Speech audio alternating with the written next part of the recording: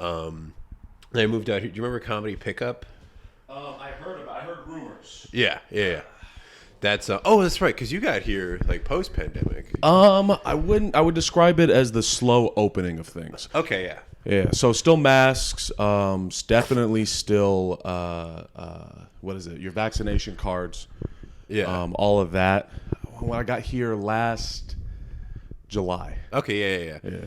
I was here the August, like 2020s. Well, I got here like June, but Comedy Pickup started around August. So you got here during the pandemic? Yeah. Jesus Christ. Yeah. Okay, why? Let's see where to even begin. So you started playing piano at a club?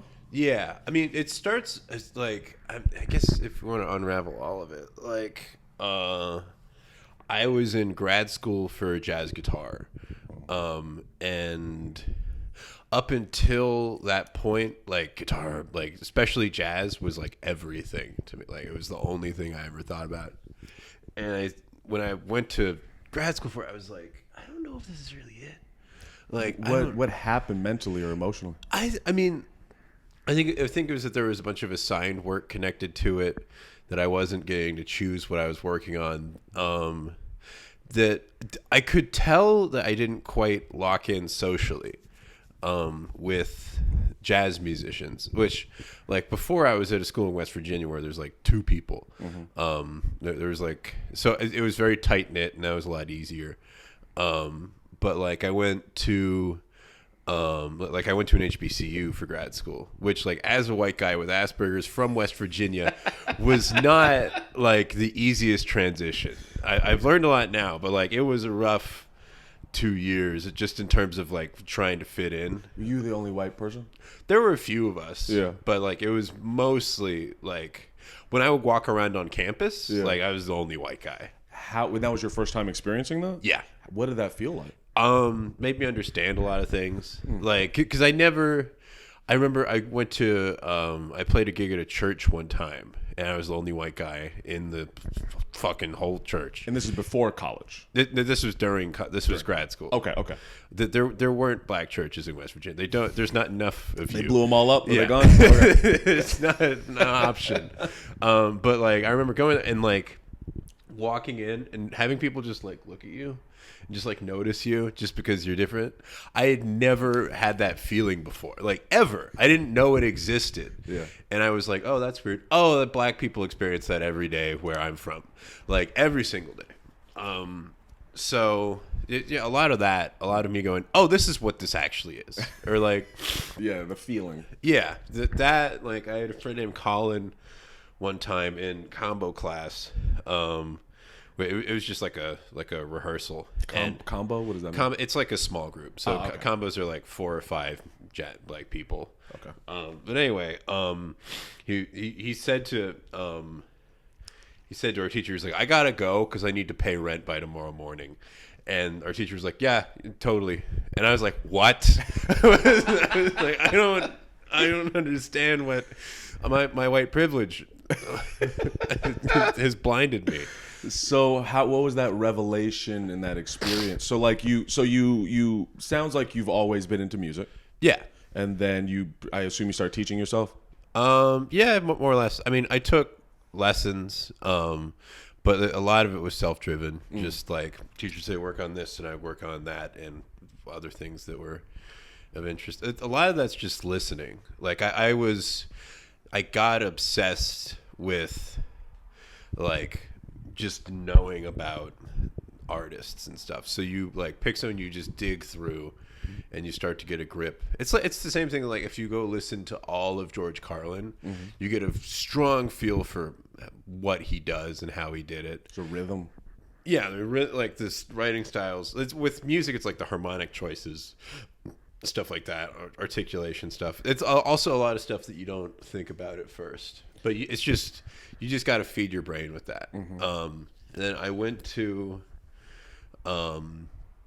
undergrad at this really small school. I had a teacher that was all about bebop and harmony and stuff. And then when I went to grad school, it's just socially it was a little weird. And like I just wasn't as into it as a lot of other people. Like, and I could see that. I was like, oh, I was into this because it was something I excelled at, but it's not something that I like love.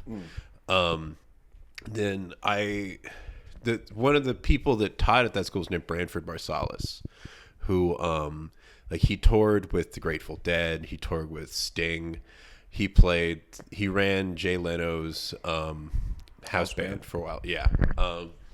And I talked to him about it. I was like, dude, I don't think I really want to do jazz. And he was like, good, don't. He's like, don't do it. And I was like, I think if I wasn't like a jazz musician, I think I'd be a comedian. And he was like, you'd be good at that. And he was just saying, I'm fully sure he was full of shit. But I went and tried a mic. I bombed the first one, but I got like one laugh. And I was like, oh, that was really cool. That was enough? Yeah. And I wrote another 5 minutes and I tried again and it actually went well, which looking back, like at the time I was like, oh, I'm supposed to do this. And it's like, no, you had one good set. But like it was enough to like sort of send me on this bullshit trajectory. You definitely need momentum in the beginning. Yeah. I think unless you're fucking Robin Williams or Eddie Murphy, like you need to almost be delusional to get to the point where you're no longer delusional. Yeah. Yeah, you have to. If you don't mind me asking, what made you think comedy? I mean, it's something I've been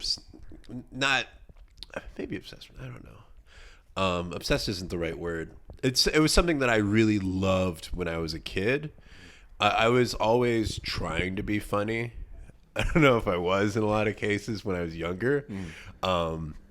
Sometimes it would hit, and I would, but there were a lot of misses when I was a kid.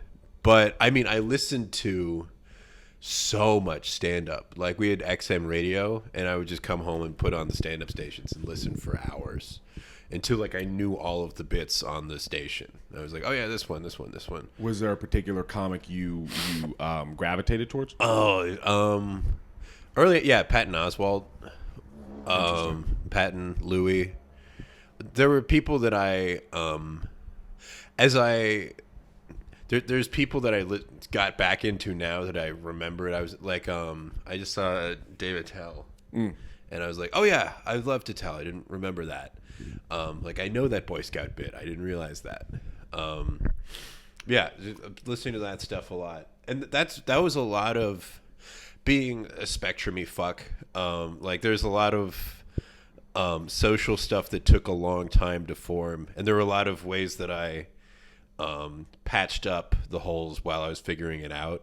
And when I was a kid, a lot of times it was trying to be funny or telling jokes. And if I wasn't good at riffing on my own yet, I could just memorize other people's shit.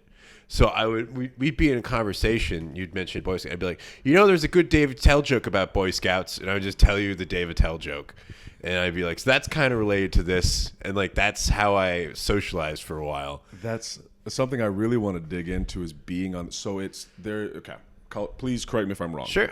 There is autism, and then I believe we used to say Asperger's, but we no longer say Asperger's. Yeah, I don't know. All right. I mean, like, sort of. That's so like the deal with it.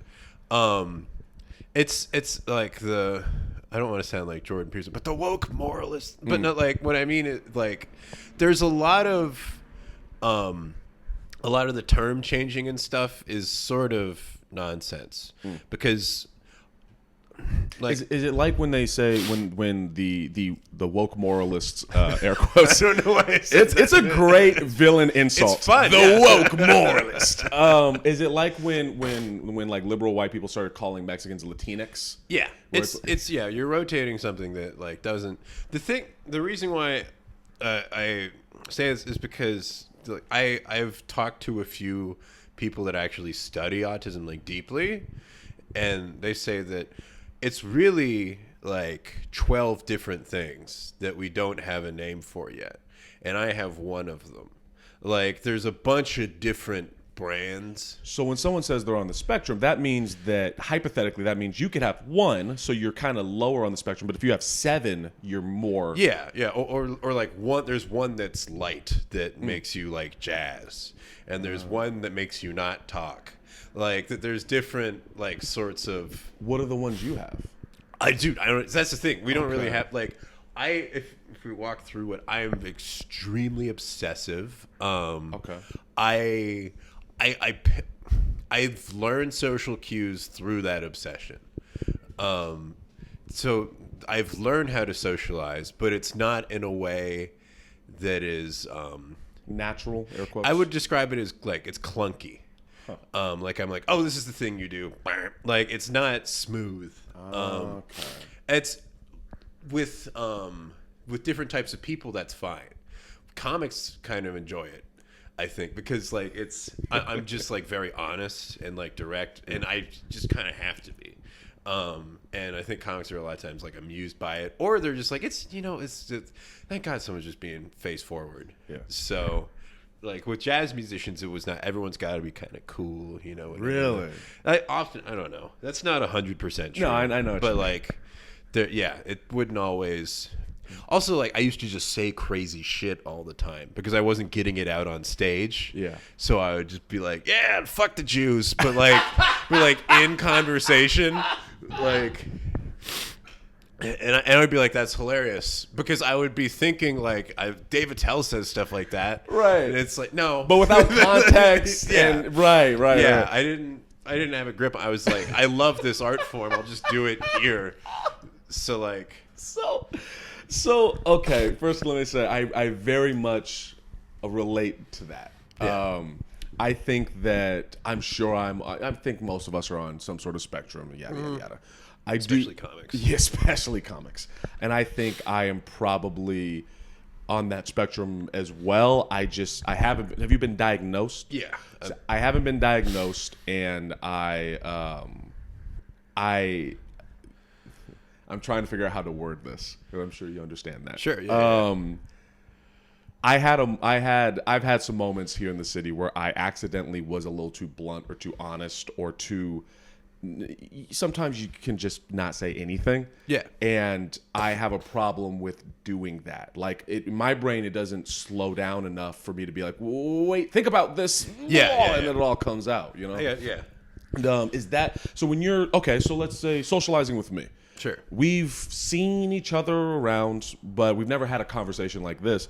Mentally, what goes on through your head? Oh, with this, like, I know that you're interviewing me, Okay. so I can talk about me, which that's easy, and like look for ways to relate to you and stuff, and that's not that. I mean, no, most of the.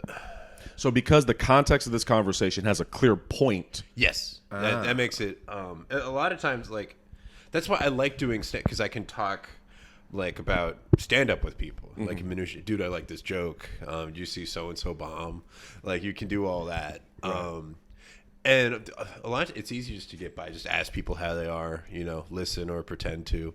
Just like I know how to like do the basic mechanic. It's just like a lot of times if something feels like it goes wrong because that's when I was a kid.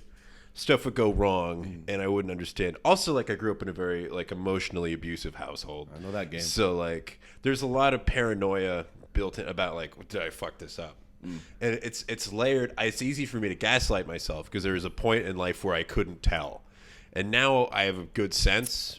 But like, it's.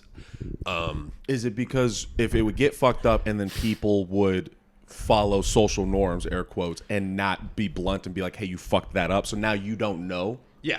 Okay. It's like, oh, maybe that was a big deal. It never was. It never is. Like, I can give you an example. Yeah, I would love. So a faux pas is always entertaining. I'm trying to think. Like, these happen, and then I hold on, and it's silly. We'll do this. Okay, so I was talking to Grace Leishman at the lodge. I love Grace. She's hilarious, she's cool. We're pals. It's great. But I was drunk. I go through these like little relapse phases where I just like get hammered for a week and then I stop. So it's like I'm off drinking 2 months and then I'll do a week and then I'm off again. And this was the front of one. And I tend to like just like take risks socially that I wouldn't if I was sober. So like I saw her, she went for like we like shook hands. We did like half a dap and it was weird and she was like that was strange and I was like, yeah, it was. I was like, do you want to try again? She's like, no. And I was like, how about like a fist bump? She's like, okay. And I was like, you see, yeah, this is how close we are. And she was like, that was really rude. Like, which I think she just didn't expect that from me, because I wouldn't normally say shit like that. And then like she walked away like a minute later, and I was like, oh fuck, I shouldn't have said the thing about how close we are. Oh no. And then like I went up to her like 4 minutes later, and I was like, hey, I'm sorry, that was really rude of me. And she was like, what? She was like, I don't even remember what you're talking about. But like, to me, I was like, this might have just, I got to drive her to the airport now.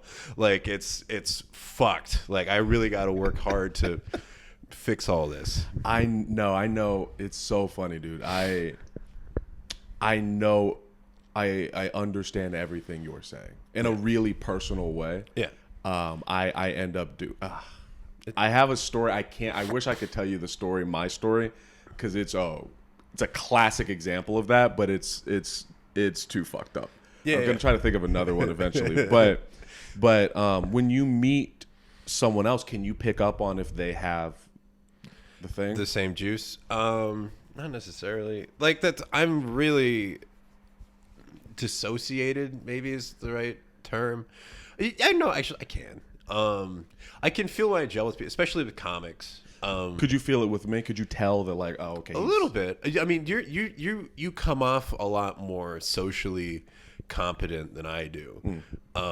Like the way that you function on stage, the way that you do this, where you interview people and stuff, like that's not stuff necessarily. I'm like a technician. Like I used to sit and practice guitar for like 3 or 4 hours a day and like do shit like that. And that's when I feel at home. I like transcribe other people's jokes and then try to like reverse engineer them to like make shit similar to it that's not stealing. Yeah. And like bullshit like that. Like that's what's natural to me. Not necessarily I can do this, and I've worked very hard to be able to do this, but it's still not something that's very net. To me, it seems like this is something you're very, very good at. And like you probably picked up women at a bar and stuff like that. You've done that. I've never done that. Really? Not once. Okay. Like I've never done that. I think what was different with me was that social thing. Okay, so that obsessiveness, right? Sure. Like you got obsessed with music, you got obsessed with comedy. Yeah. On a social level, because of where I was from, oh shit, you don't know me at all. Okay. Yeah, I'm sorry, dude. No, it's fine. It's fine. It's fine. This is part of the game. This is fun. But so I'm from Riverside, California. It's fucking sucked. That's where you started stand-up, right? Yeah, I've been doing it almost 7 years now. Okay. And grew up in a very, very white area, desert, very conservative. And so I'm in retrospect, I'm digging through the trauma. I'm figuring it out. So just work with me here. But I realized a lot of my behavior, a lot of my obsession became over survival socially. Like, how can I survive around these people and so they don't try to kill me, essentially. Yeah. And one of those things. I don't know. I said yeah like that. Yeah, of course. Yeah, I relate. You get it. You went to that jazz college, you understand? So I one of those things I did to get obsessed with was women and talking to women. Yeah. And so I like enveloped myself in how do I talk to women? How do I talk to people? How do I be interesting? So that technical deconstruction is happening in my head. Yeah. It's just a social thing. Yeah. I mean, yeah, I have this. For me, it's a similar, probably like hierarchy in my head. Mm-hmm. It's just I have never made it smooth. And honestly, I've just gotten to the point where I don't care to. That's like, fair. I kind of enjoy the way that I'm just like I walk like a fucking penguin. Like it's not. I know that about myself, and it's kind of fun. Like, and I'm like, all right, well, but yeah, like it's also like I'm sure. Oh, like I noticed that when I was at Central, where I went to grad school, I was like, there's not any like black people with Asperger's here. I was like, like there are, but like you learn to do what's called mask, where you just basically just like play pretend, Yeah. almost, I guess. But and I was like, I'm sure there are, but it's like everyone's so good at masking. Yeah. And I talked to my friend that has been there for it, and he was like, yeah, he's like, dude, they all went to church, like, and they all socialized like constantly when they were younger. I didn't have that. I just played video games. Like, I talked to people online sometimes, but like it was a lot of Ratchet and Clank. Like, my parents were like, good, he's not bothering us. Just let him be in his room. So like I didn't. The exposure was less. I sort of I could socially isolate to avoid those hardships rather than figure it out. That is something. Oh man, I'm locked in now. You don't know what you've unleashed, sir. Okay, so I'm gonna say something and then I have a question. Sure. The first thing is that I'm very sorry to hear that. Actually, that's not fair to you. I don't know emotionally where you're at as in terms of that spectrum, because I assume that autism and being on the spectrum affects you emotionally, how you handle it. Yeah. But I think that's fucked up. I don't like that. I'm an American Sign Language interpreter. I don't know if you knew that about me. Yeah. I've heard bits about it. Well, I work with K through 12 specifically. That's my specialty, and I see these kids who are bright, who have a lot of potential, and I see their parents or the people around them just not want to be bothered because it's a little difficult to deal with someone who can't hear. It's a little difficult to deal with someone on the spectrum. Yeah. And so they can't be bothered with them, so they just leave them out there to go to have their lives get fucked up. So I think personally, I mean, I'm speaking on your life, I don't know how you feel about it, but I don't think that's okay. I think that if someone's struggling, especially with something they have no control over, fucking give them a break. You know what I mean? Yeah. There's another thing about that, but the whole racial thing, which is I'm struggling personally with the traumas I've experienced. I actually had a PTSD moment yesterday. I didn't realize I'm coming to grips with realize like, oh, I think I have PTSD from all of the violence and the craziness. Yeah. And this will make sense. I promise. No, I tried to. And I'm struggling with my anger towards white people, or when I'm around all white people, making friends and all of that. And one of these quotes I keeps running through my mind as of recent is from the show Atlanta. Have you seen Atlanta? A little bit. Oh, it's a great show. You know Liam Neeson's bullshit? Yeah. Okay. In the show, he pops up and he says this quote. He says, one of the best and worst things about being white is that you don't have to learn anything if you don't want to. Yeah. And what I find fascinating is when you talked about those other black students who didn't seem like they were masking. A lot of us are. And I think what it is we are forced, in order to survive, we're forced to socialize because that's part of life. And in a weird way, your privilege has worked against you in that way. Yeah. No, it does in a lot of ways. So my question. Yeah. No, in my experience, black people are more complete. Like there's a lot of just like holes that can form in white people. It like woke and unwoke. Like it's pretty, because you just, there's things you just don't have to deal with just because you don't even know they exist, or because there's an easy out, or white parents love bandaging things for their kids. Like, because you, of course you would. You want the best for them. Right. Like, and all that. There's a lot of other stuff that's not great with that. Like, I wish I was raised in like a religious setting. I wish that I was like forced to socialize more. I've heard cookouts are great. Oh, like there's a lot of next Juneteenth. I'm taking you to Hyde Park. Oh, it's so fun. Okay, sorry. Go ahead. But like yeah, no, I mean, yeah, there's a lot of holes, and you have to acknowledge. I really think that going to an HBC really helped me sort of see that and understand, where I was like, oh, these are things I'm just not capable of, and I can figure it out, but like I'm starting late. Like I couldn't, when I got there, I was so socially incompetent. Like, and it took like, I feel like I really got my chops together with it like a year ago, like while I was here. Wow. Like that there's still like awkward rhythms and stuff that happen. I'm pretty competent now. But yeah, it took. Yeah, honestly, just being involved in the stand-up scene, you're around people. You just have to talk to people. Eventually, it's fine. You said that you had some emotional abuse. I don't want to. No, sure, I'd love to. Okay, yeah. I love oversharing. What is? I mean, it sounds like they weren't beating you. It sounds like they almost neglected you. No, yeah, no. It's. I mean, so it's so weird. My father is bipolar. He's like unmedicated bipolar. Okay. Before we even get into this, can we define bipolar? Because I know there's a lot of misconceptions. It's I'm bad at describing it. In my experience, there's super high highs, super low lows, and they last for months. And the highs aren't he's always happy. The highs are like manic. Yeah, exactly. You got mania. He would either be like doing constant shit and scream at you like in an instant, or he would be in bed for months.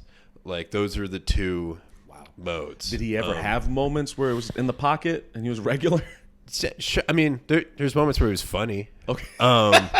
That's like a lot of times the mania he would just be funny. Yeah. And that would be cool. That's probably why I do this now. And like if you could get him to laugh, everything was okay for a little bit. And it wasn't that often, don't get me wrong, but like there's that. My mom, wonderful person. That's how you know it's about to get dark when you start. Autistic, so got like not very present, hard to connect to like emotionally, but really tries, and also kept the family like functioning at all. Alcoholic. So not during the day, but every single night, right? Like slurring by the end of the night, not remembering the night the next morning. Do you have brothers and sisters? I have one brother who's older than me. We both grew up in this shitty space, so and I was fucking annoying. Like I just didn't know what I was doing. Like it was a nightmare. To talk to me. So like he was old. He sort of would shit on me to deal with what was happening. So I sort of was at the bottom of the just like receiving all of the whatever. Right. He was very smart, very good in school. I was okay in school. Like he was like the good one, and I was the fuck you kind of kid. I know that game too. Yeah. So you internalize that eventually. You think they're right. That's fascinating. So you're okay. I am going to ease off my judgment of your parents right now. Sure. Especially knowing that they have their own and with the fucking 60s and the 70s, God knows. Oh yeah. Oh, there's weird stories. Yeah. And like I remember I talked to Branford about it, that teacher I had, and he told me, he said my mom used to beat the shit out of me, but when she died I wasn't mad at her because I realized she was just doing the best she could, and she bit off more than she could chew. Like I think that's sort of it's like they had a kid. They're like, this is hard. They're like, maybe if we have two, it'll get easier. And then they're like, oh, this one doesn't work right. And then they're like, well, that's so funny because that really was the mentality. Like I'm glad our generation is trying to stop doing that shit. Yeah. I'm very close to getting a vasectomy. If it wasn't for the the slicing of your testicles or whatever. Yeah. I have a compliment for you, and then I have other questions. Do you? This is the most Aspergered out conversation. You have a compliment? Okay. All right. I got a comment today. Well, I got a message. A young lady named Chloe. If you listen to this, thank you. She messaged me saying that she loves the podcast, and I forget that some people actually listen. So yeah. Chloe, I hope you're enjoying this fucking Aspergered out conversation. My compliment to you, sir, is I don't know if you're around black people often, but now because I know in HB you probably were, but you I think would do very well in front of black audiences. Yeah. Do you know Chronic Laughs? I do not. This is I'll tell this whole embarrassing story. I'm excited. So Kadeem Fuller produces it. Jamal Saunders produces it now too. Before I was like good enough to actually get spots in the city, I would play guitar for shows and get spots out of that, and I would just do guest spots.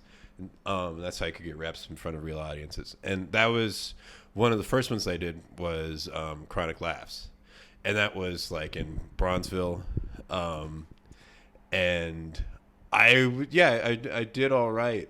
I'm non-threatening. I'm pretty like aware of my whiteness. What's embarrassing is like I was doing well for what, and then I just started bombing every show, and God damn it, and I was like, why am I said, like, dude, what the fuck, Jamal? Why am I bombing my team? He's like, dude, it's because we have regulars, and like they've seen your set. And I was like, oh, I didn't notice. Like it didn't. I didn't. And like, right. If they were white, I might not have noticed either. Right. But like, it's just like, yeah. Well, I think what is nice about you is that because you don't have the ability to. I mean, you mask obviously, but you don't have the ability to mask at the level the average person can. Sure. There's a safety. Yeah. There's like an honesty. Yes, dude. It's. Oh, God damn. It's like scary. For me, I'm not going to speak for everybody. For me, it is scary being around white people because the gaslighting. Yeah. I'm like, I can never gauge like. How they actually feel. Yeah, yeah. And because you don't have the ability to hide it, it's like, oh, okay. I'm safe. I don't need to. It is a breath of fresh. You are a breath of fresh air. Yeah. Well, I mean, thanks, man. I appreciate that. Yeah. It's because like I remember. Because I know how most white people feel when they're around a lot of black people, because I remember being there for the first time, especially where I'm from, West Virginia. Like the first time I saw a black person, I think I was like 10. Like, what was that like? I was like, I love your movies. Like, I don't know. But like, dude, do you know the movie Black Dynamite? Yeah. Okay, my parents got that on Netflix and didn't know it was a comedy. So they were watching it and they were like, this movie isn't very good. They like didn't understand. They were like, I just don't really get this. The writing is really bad. I was like 14. And I was like, I think it's supposed to be funny. Like but like that's the environment I was raised in. They were like, we just don't get the black ones. Like, so, but no, white people. It's because you feel bad, right, and you don't know if they're mad, right, and you don't know anything about them, like because you haven't been. You have your one black friend that you went to high school with, right, and so you listen to you like the cultural stuff, but that's not really that good of an indicator. Yeah, like the subtleties of a human requires a lot of interaction. Yeah, yeah, and a lot of people don't do that. Like that they don't take the time. I mean, it's weird to consciously to go like, I'm gonna go hang out with some blacks today. Like it's weird. Right. Like so no one does that. But like the balance of it is hard. Yeah. Yeah, I get you. You put the effort in. I mean, not even you just put yourself in play. Like I love playing for Chronic because I was the only white guy. And I was like, oh cool, I'm back in this setting where I get to like learn. Yeah. And like stumble around. It is just I think I'm saying this now because I was at, I'm not going to say the place because it's not necessary. Do you know Second City? Yeah. That area? Yeah. Do you know the vibe of that area? Yeah. Okay. and today's a holiday. So yesterday I'm out trying to hit a mic or whatever, and all of those people are out drinking because, it's a holiday, they're not going to do shit whatever. And I got this intense. It's weird calling it PTSD, but I'm gonna call it that. Yeah, that's what it is. I was just fight or flight. I was like, oh, I know what these people are like when they drink. I know what they're like when there's a lot of them. I know what they're like when there's almost a culture of drink then fight. Yeah, and I'm like I'm trying to dig out of this place of remembering like, look. I'm not in the suburbs where there are no witnesses. I'm in a city. The suburbs are scary. Have you seen Get Out? Yeah. You know, in the very beginning when Lakeith Stanfield is walking through the suburbs and he's on the phone and then they grab him and they take him away. Yeah. That's what it's like. It's horrifying. And so I'm coming down from this anxiety trip of yesterday and I'm around someone that is I feel safe around. And so that's why I'm like very vocal of appreciating it. Thanks, man. Yeah. Do you remember when we first interacted? I think it was at what was it? I remember this shit too much. Okay. Especially I remember when I go up in front of people how I did, and I have like a list. I think the first time we talked was at Donovan's mic, right? Yes, I believe so. I think that was like the first conversation. Maybe we might have shook hands or something before that. We talked at Donovan's mic. I did okay at talking. We talked at I think the next time we saw each other was the Fuck You show. Yeah, and I had some awkward rhythms. Did you? Yeah, it's like weird. And I was like, oh, we haven't talked that much yet, and I just like fucked up a couple, because like sometimes I'll just say things where it's like that doesn't need to, it's like stuff that I'm thinking where it's like, no, you just said the same thing 3 times, like you just stalled out so sometimes shit like that. Like, have you ever played like a video game that you're bad at, but you understand how it works? Yes. And you're like, no, I don't want the character to do that. Like, stop jumping. It's sort of like that sometimes. So when I first moved here, I play bass, as you can see, and I think it was Brian Rowe. I messaged Brian Rowe or something. I was like, hey man, I'm lonely. Do you know who I can message? I play music. I'm trying to do something. Someone suggested to message you, so I messaged you on Instagram. Oh yeah. Okay. If we scroll back, I responded to one of your videos. Oh yeah, I do remember that. Okay. And I remember, speaking of the anxiety and getting in your head, I remember messaging you, and in my head I thought, I just pissed this guy off. He hates me. There's no way he doesn't hate me. I'm not good enough at bass. He can see through the facade. No, dude, no, I don't. I'm a weird byproduct of like my brand of like nervous self-obsession is that like I don't really get upset with people. Like I'm too busy worrying about whether or not they're upset and like trying to make sure everyone likes me. I know. So like I never. No, that's funny though. Yeah, I've still always wanted to play music with you, but knowing your background in music is intimidating. Oh sure. So yeah, a lot. I mean, I get that. It is a lot of people feel that way, I think, which is a bummer because I want to play with more people. Dude, I'll play with you still. I don't give a fuck. I'll make an ass of myself, but yeah. One day, I'll message you about it later. Yeah, for sure. But so you decided to do comedy. You were in not Chicago. Where were you? I was in like Chapel Hill, Durham, Raleigh. Okay. That sort of area, in the triangle it's called. And then pandemic hits. My girlfriend and I were already planning on moving out here before the pandemic. The fact that you had a girlfriend is fascinating. Yeah, I'm tall. I play, and like it's the honesty thing. Like, because I think I really appreciate like the saying that there's no facade and then that's comforting. Yeah. I think that women feel the same way towards me.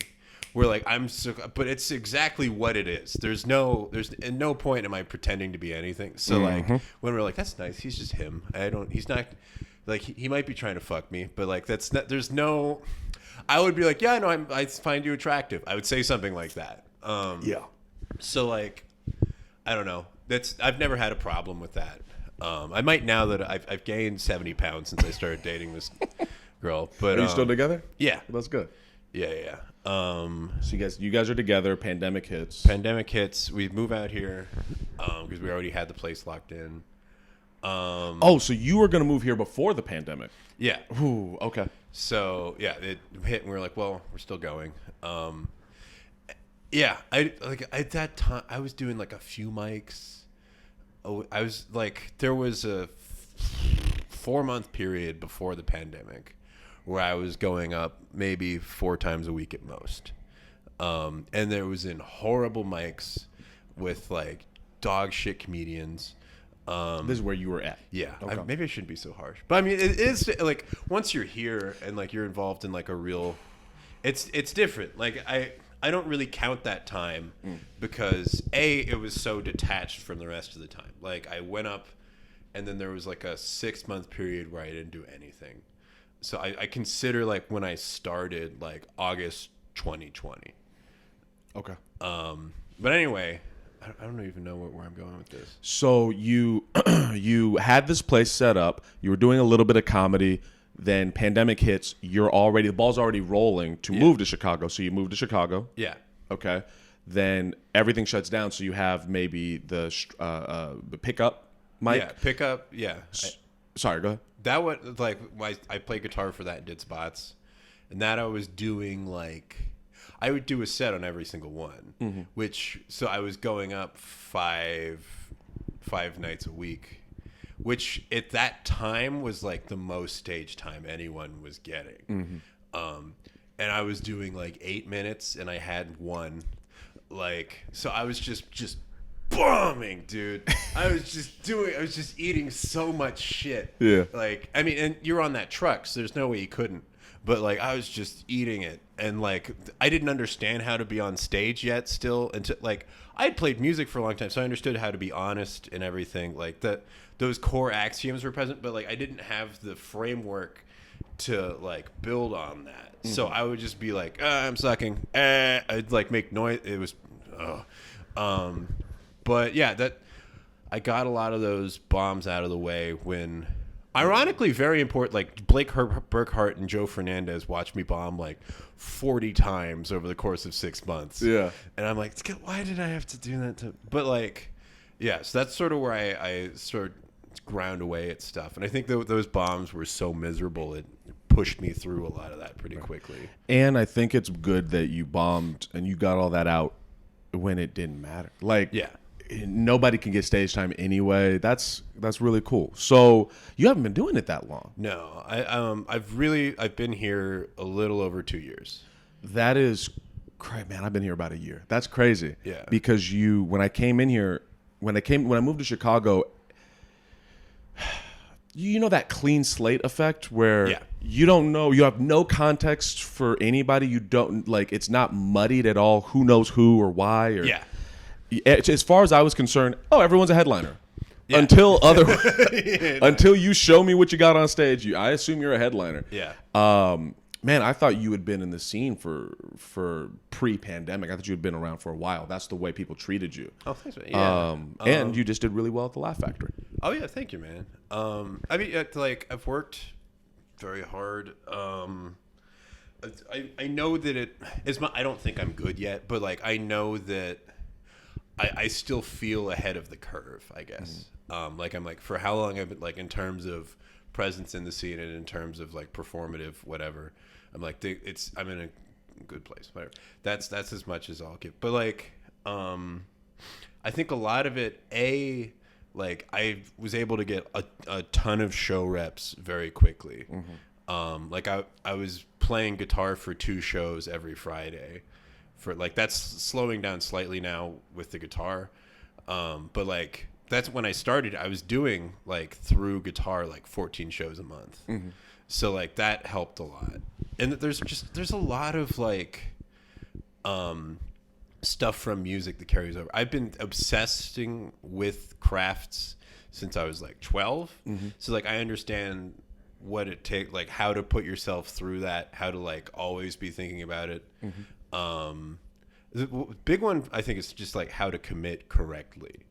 What would you describe the difference between committing incorrectly and committing correctly? So a lot of people think committing is like leaning into something, like taking more of you and putting more of you behind it consciously. I think it's the opposite. I think it's letting go. So like you see me do like the lobster thing or like the firefighter thing. I have a memory issue. Oh, no worries. I don't know if I told you about this. Yeah, no. Okay. So real quick, coupled with trauma, gaslighting, and a head injury from being attacked, sure. I shitty memory. Cool. Yeah. So yeah, I might repeat stuff. I might ask you the same shit. So I do not remember the lobster bit. Okay. Well, there's this. I basically, I can just go into. I can go right here, like at any moment. Like there's no issue. What like, just happened? Going there.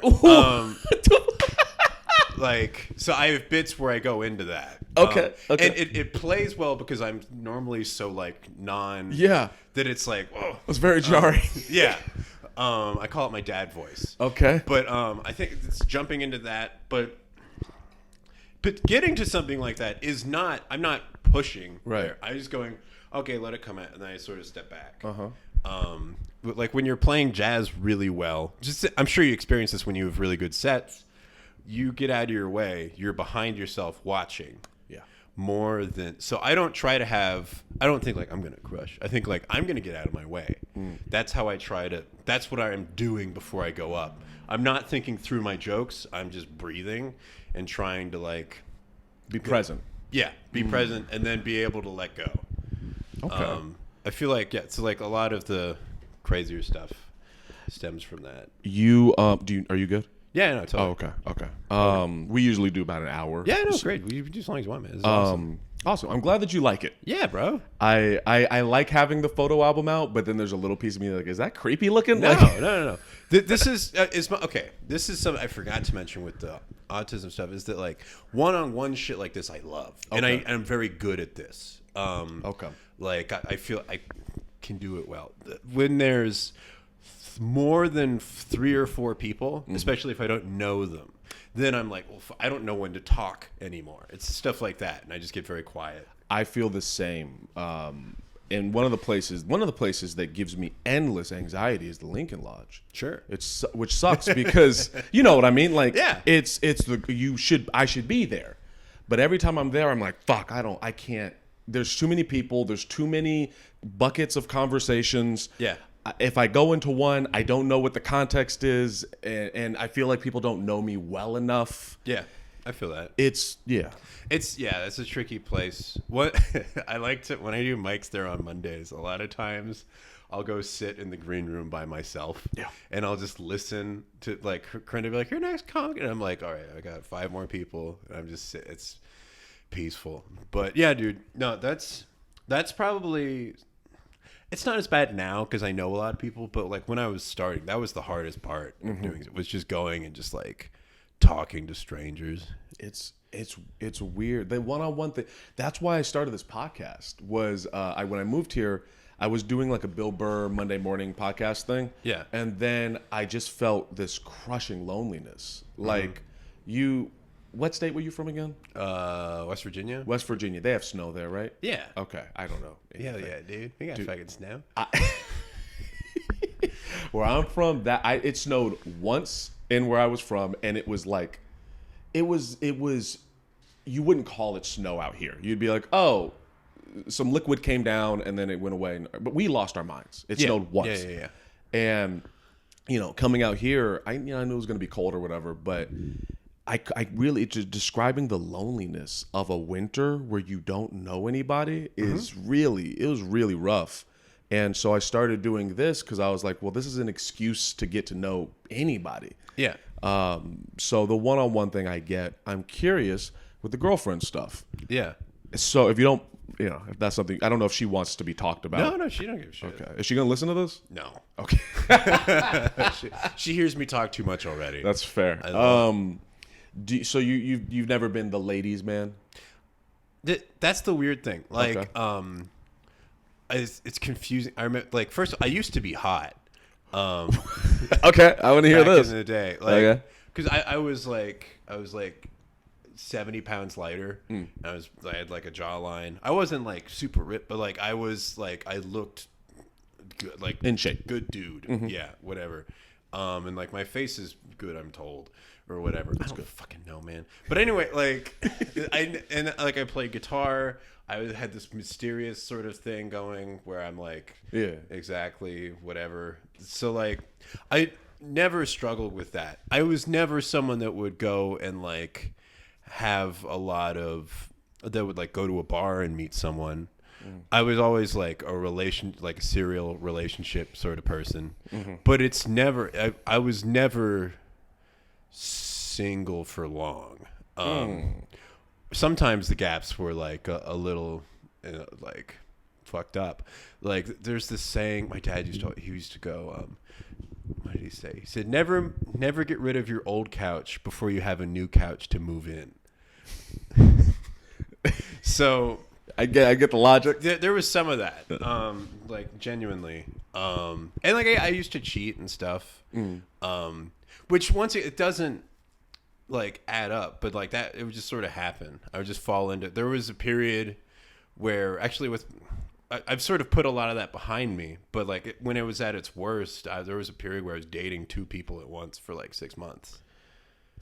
Yeah, I know that game too. I hate saying. Yeah, I know. Yeah, where you're just like I don't know what to, and neither of them know about each other. Yeah, and you're just like, well, it's stressful. Yeah, it